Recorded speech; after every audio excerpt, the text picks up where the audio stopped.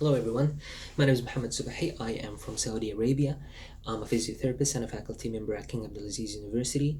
I'm currently a PhD student at Cardiff University, and prior to that I've done my master degree from Cardiff University, and that's why I'll talk a little bit about my experience when I started to think about my dissertation, because I believe at this time you are preparing yourself to to come up with a topic that you will use when you start doing your thesis. Before I start talking, I believe that none of us decided to take place in this program and to get a master's degree without having an area of interest or an area of practice. So advice number one, just keep it simple. Think about something that you are interested in or something that is linked to your practice. I've done this, and the idea that I came up with was linked to the area of practice. I worked before with a small group of scoliotic patients, and I've always seen this condition interesting. And I've seen also the impact of physiotherapy on these patients, and I've seen the positive progression that those patients um, have when they go to physiotherapy, especially if you're talking about mild to moderate scoliosis, because mostly severe scoliosis um, are referred to undergo a surgical intervention. So when I started to think about scoliosis, I took it very broad. What can I do in order to help scoliotic patients? But here, when I started to think about something else that I was at that time, the first time that I was introduced to, which is the PICO or the PICO format, which is used basically when you want to formulate your research question. So P is referred to the population, I is referred to the intervention, C comparison or comparative, and O is the outcomes or outcome measures. So I firstly thought about first two letters. I thought about population. Who are the patients or who are the people who suffer from scoliosis? And I started to make my search. I found that there are different types of scoliosis. One interesting scoliosis is the idiopathic scoliosis in adolescents. So here, when I identified exactly what is my population, and then the intervention, there are different interventions in physiotherapy like therapeutic exercises, manual therapy, and other interventions. So here, where I decided to talk about exercises, because this is an area of interest, another area of interest, to be honest. I'm interested in therapeutic exercises. And then I've done my reading also about therapeutic exercises in physiotherapy. And I found that there are 7 schools that majorly designed different exercise programs to treat scoliosis, and they called them the physiotherapy specific scoliosis exercises. I started to read from there, and I started to analyze the um, findings from these programs, and I found a very interesting thing. Most of these schools, they directly train back muscles. Let's talk a little bit about scoliosis. Scoliotic patients have normal muscles, just similar to anyone in this world. And to prove that, when you train their muscles and they become stronger, the condition becomes better. And one of the most famous theories about scoliosis is that there's a weakness on one side of the back, and the other side of the back is stronger, and it applies a pulling force on the spine pulling the spine towards that side. So what you do is to train the weak side to pull back the spine towards its normal alignment. So most of these schools, they train the back directly. Let's get the weak side and let's train that side, in addition to manual therapy and different approaches. But here I started to think about the adolescents. Most of them have no experience in back training, specific back training. The second thing, as I said, they suffer, they have normal muscles. And what if you, as a normal person, went to the gym for the first time of your life, or you went to the gym after you stopped going to the gym for a couple or 3 months? The first thing that you will feel is pain, because you're breaking down fibers, and because there's kind of accumulation of lactic acid and other things that will cause pain. Between brackets, it means that your muscles are not ready. You're just firing these muscles up in order to train them.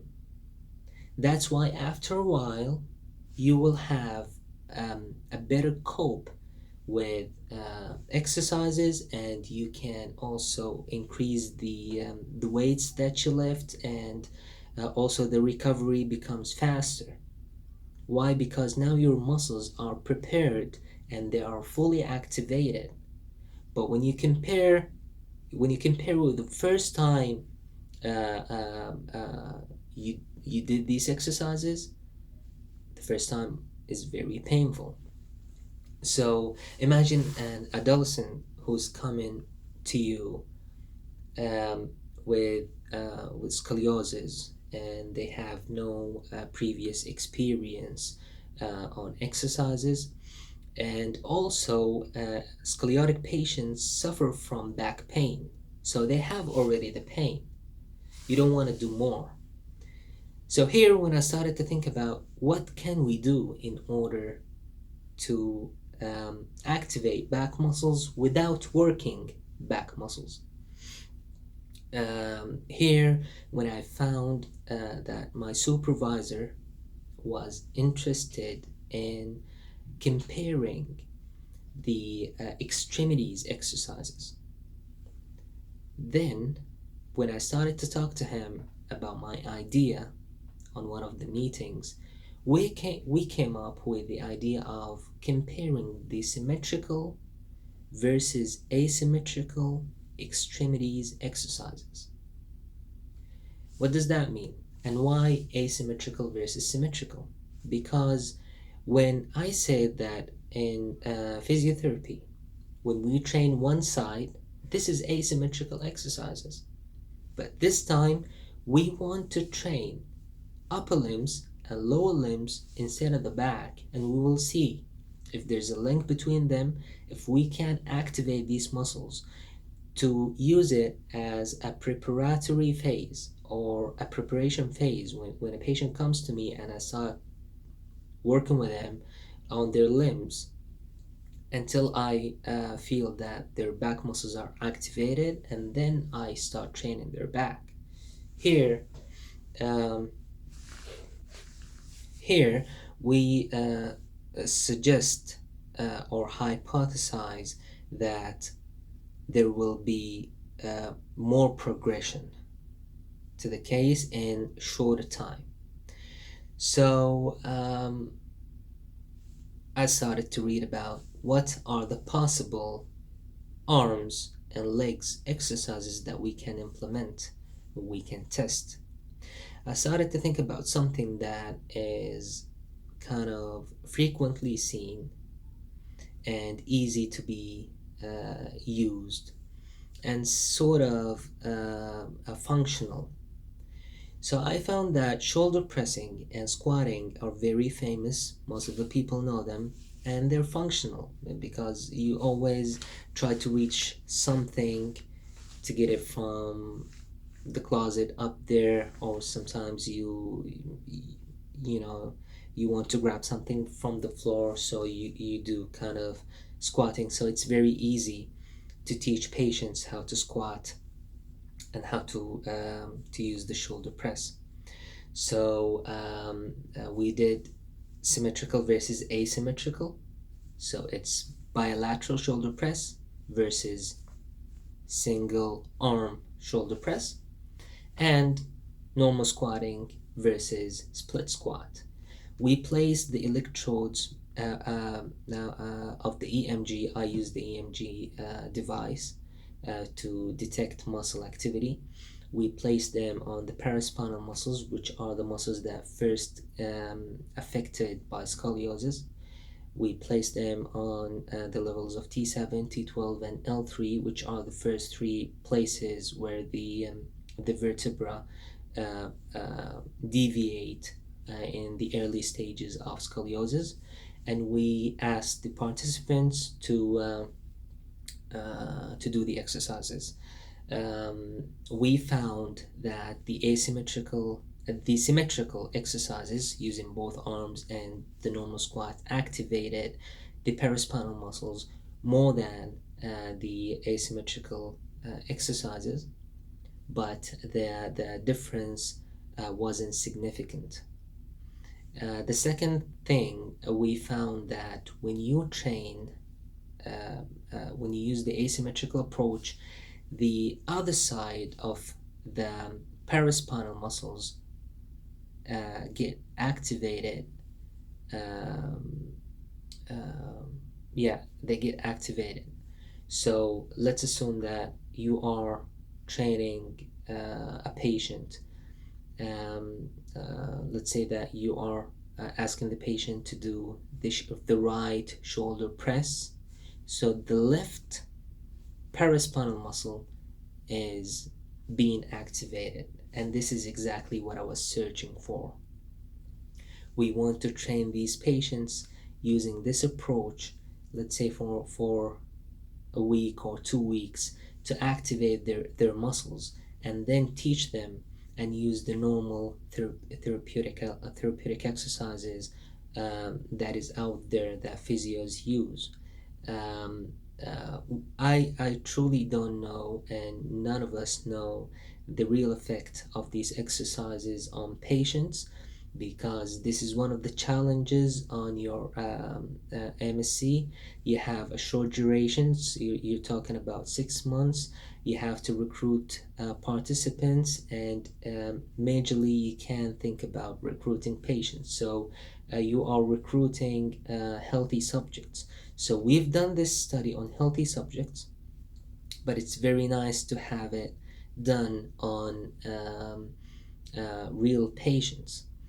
However, on healthy subjects, we found that if you did the asymmetrical exercise, you will get your paraspinal muscle activated on the opposite side. So if you have a left side scoliosis, that means that the right paraspinal muscles are weak, or the right back muscles are weak in general.